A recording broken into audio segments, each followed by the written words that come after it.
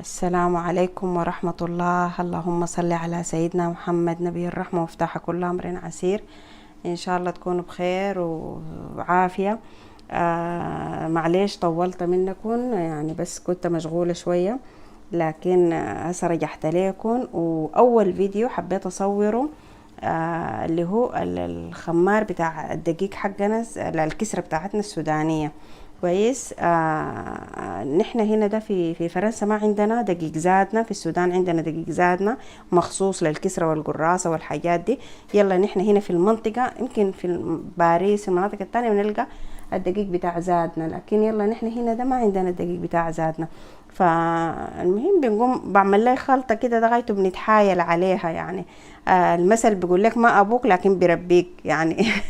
ما الدقيق حقنا ذاته، لكن الواحد اهو بيمشي بيه حاله يعني لغاية لما يعني المنطقة كلها حقتنا هنا ما فيها يعني الا زول يمشي باريس ولا كده، ده حتين يجيبوه من هناك. الليلة حوريكم الحاجات اللي انا بعملها بالظبط في شنو، ووريكم طريقة الخمار. انا ما عايزه اعمل لكم فيديو طويل، الليله حوريكم طريقه الخمار، وبعد يومين لما نخمر حارجع لكم مع الطريقه، اوريكم شكله كيف هو خمر كويس. عندي ايمي متابعه معانا هنا في القناه، سألت وقالت هي في فرنسا وما عارفة تعمل شنو.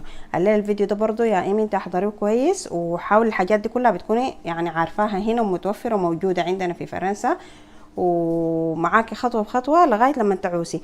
انا الكسرة لما عوستها في البلد دي يعني، ولغاية هسه انا ما خبيرة 100% في الكسرة، لكن المهم زي ما انت قلتي بتحبوا الكسرة، نحن برضو بنحب الكسرة، فكان لازم اعمل حاجة عشان نقدر نحن ناكل الكسرة. فالمهم بيجاي غايته مرة بتطلع كويسة مرة لكن ما قاعدة يأس لما نكون دايرينها بنعوسة. واولادي ذاتهم يعني ما بيستحملوا، ما بتضجروا من منظر الشين يعني، وبيقولوا كويسة ما عندهم مشكلة. الليلة نشوف نحن بنعمل شنو. ده عندنا دقيق بتاع ذرة كويس شايفين، وده دقيق بتاع القمح اللي هو نعمل بيه الخبايز العادية دي اللي يعني لأي شيء بتستخدمي فيه الدقيق. وده كورن فلور. كورن فلور ممكن يعني تستخدمي بدله دقيق الرز لو حابة، يعني بيديه نعومة ولون. انا هسه ده بحس بيه وبيديه نعومة اكتر من دقيق الرز. دقيق الرز قاعد ينشفها ليا، جربته مرة مرتين ووقفته، فقاعد استخدم ده وده. الليلة نشوف نحن هنخلط الحاجات دي كيف. ده الجردل بتاعي، الجردل ده كان بتاع شنو. جابوا فوقه حلاوة حلاوة قطن. قطن حلاوة قطن. كان بتاع حلاوة قطن وعجبني يعني، له سنين، يمكن له 8 سنين يا سجى صح؟ له 8 سنين الجردل ده، فيه كانت حلاوة قطن وما حبيت اجدعه، فبقى ينفعني بخمر فوقه الدقيق بتاعنا. شايفينه نظيف ورهيب ما عنده اي عوجة. بجي بفتح ده. قلنا دقيق شنو يا سجى؟ تقولي عشان فغندو مايس عشان تعرفوا هندسة ولا الاسم. دقيق الذرة. دقيقة زورة. دقيق الذرة بعمل الكيس. طبعا انت يا ايمي يمكن يعني عددكم يكون بسيط، ما تحتاجي يعني للكمية دي كلها. كويس. أنا زاويتي دي ما مظبوطة. تعالي طيب بيجاي.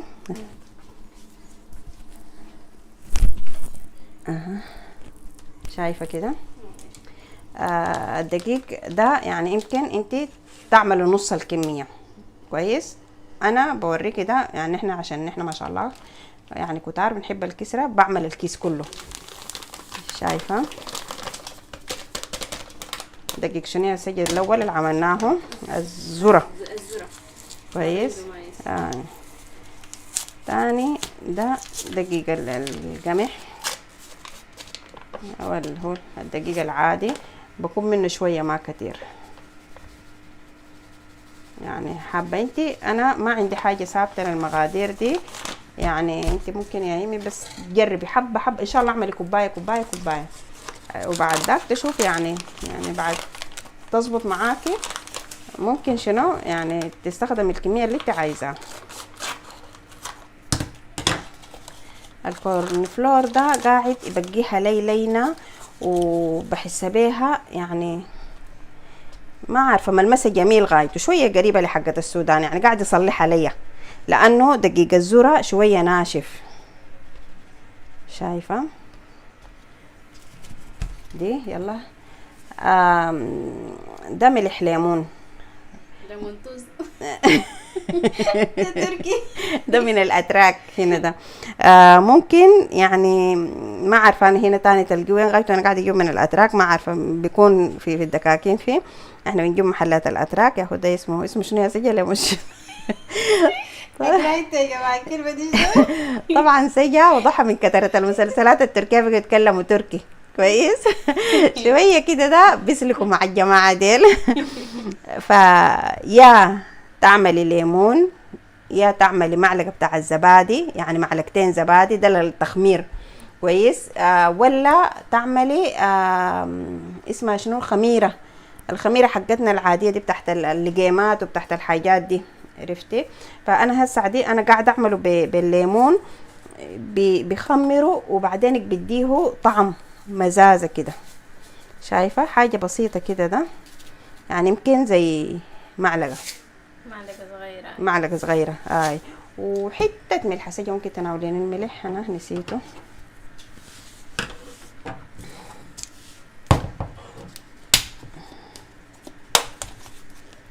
حاجه بسيطه ملح بس. يلا هلخبط المقادير دي كده الثلاثه مع بعض.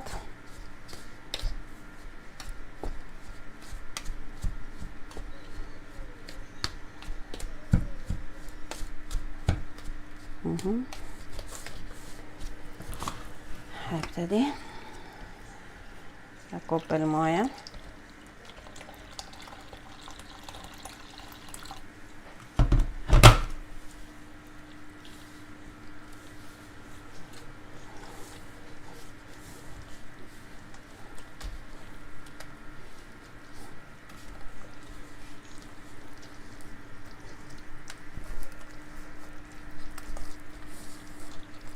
انا دايراه يعني يكون الدقيق كله بتاعي بس في المويه، ما عايزه مويه كتيره لغايه لما نخمر.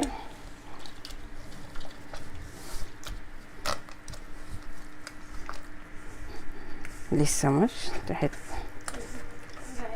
قاعد تحت. اديكي هنا هاي كمشة تقلي كمشة بقلب بيدي كويس بس، وداير زيادة مويه، ما داير اكب مويه كتيرة.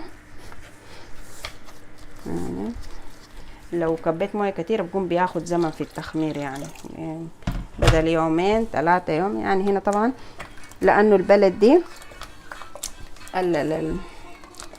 البلد دي السجل ده تلفوني. ما مشكلة خلاص. البلد دي طبعا البرد يعني ما بتخمر بسرعة. يعني عندنا في السودان ممكن عادي الصباح يعني تعمليه الصباح بدري، ممكن تعوسيه يعني اخر النهار تعوسيه.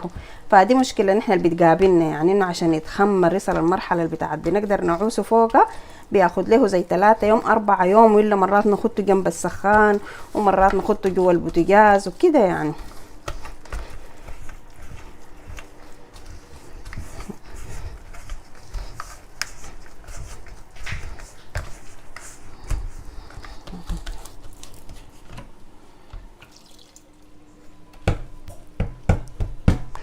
خلاص تقريبا كده ده عين له. بس جيبيه جوا عشان تشوف السمك حقه كيف.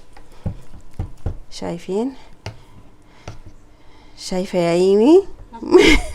ما يكون مويه لانه انا محتاجاه يخمر اول وبعدين نشوف نحن بنحله كيف.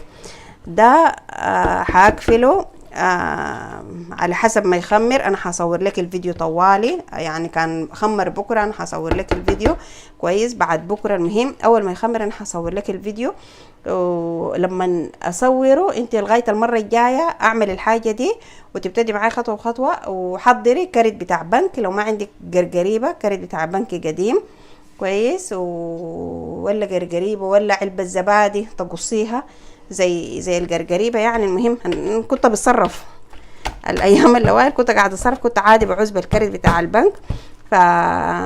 لغايه لما جبت لي قرقريبه يعني. المهم يكون بالسمك ده. شايفه يعني ما يكون تقيل شديد ولا يكون خفيف شديد. حاقفله في جردله ده ذاته كويس. قلت لكم الجردل ده هو بتاع اسمها شنو، حلاوه قطن كان جابوه الاولاد، لكن انا عاجبني شنو لانه بيتقفل، شايفين يعني بيتضغط كويس. يعني عندي باغات وعندي حاجات، لكن الباغات مرات بحسبها ما بتتقفل. شايفين ده هسه يتقفل كويس. هخليه كده بقفلته دي كده. ده هخليه اول ما يخمر بيجي بوريك الخطوه الثانيه شنو. الخطوه انت عندك الثانيه حضري معاكي صاج البيتزا، لو عندك صاج بيتزا، عندك قرقريبه، عندك قلت لك كارت بتاع بنكي قديم. المهم حضريه ولغايه لما نصور الفيديو الثاني. فالليله كده خمروا العجين ده ونشوف اللي بيحصل شنو. ولما تجربيه عليك الله رد لي في التعليقات ووريني يعني شعورك شنو، احساسك شنو. والله حلوة، حاجة حلوة. ما زي كسرة السودان لكن ما كعبة يعني جميلة. بس يعني بتاعت بتمشي الرز الحال. تقبل قلت لهم اعملوا هنا الرز، انا ما بحبه لانه بنشفها بخليها شوي. خشنة خشنة كده، ده ما حلوة. هو بيبقي لونه ابيض، يعني بيبقي لونه ابيض جميل يعني، لكن في النهايه انا بحسبها ناشفه يعني شويه كده، فعشان كده ما قاعدين نحبه كتير يعني. فممكن انت لو يعني بتحبوا الكسرة ناشفة ما مشكلة. لو بتحبي انت الكسرة حامضة زيدي ملح الليمون. ولو عاوزة مثلا ما عندك ملح ليمون ممكن تخمري عادي بالزبادي معلقتين 3 معالق، لخبطيهم معاه واقفليه وبديكي نفس النتيجة يعني. ولا خميرة، يعني خميرة ولا ملح ليمون ولا زبادي، الحاجات دي كلها بتخمروا ليكي لو ما عندك خمار يعني اصلا جاهز. كويس. نعيد من الاول. استخدمت ده كامل فاغين دمايس، انت حتشوفيه وحتلقيه. ده كيسه كده.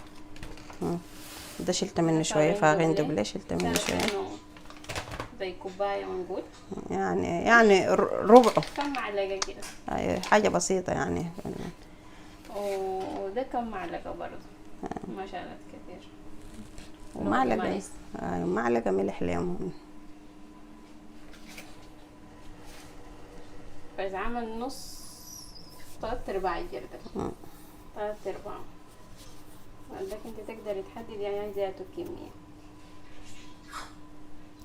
ما تنسوا الشير واللايك والسبسكرايب ولو عملتيه ورينا اكتبي لنا، لانه الفيديو ده مخصوص لك انت. يلا مع السلامة.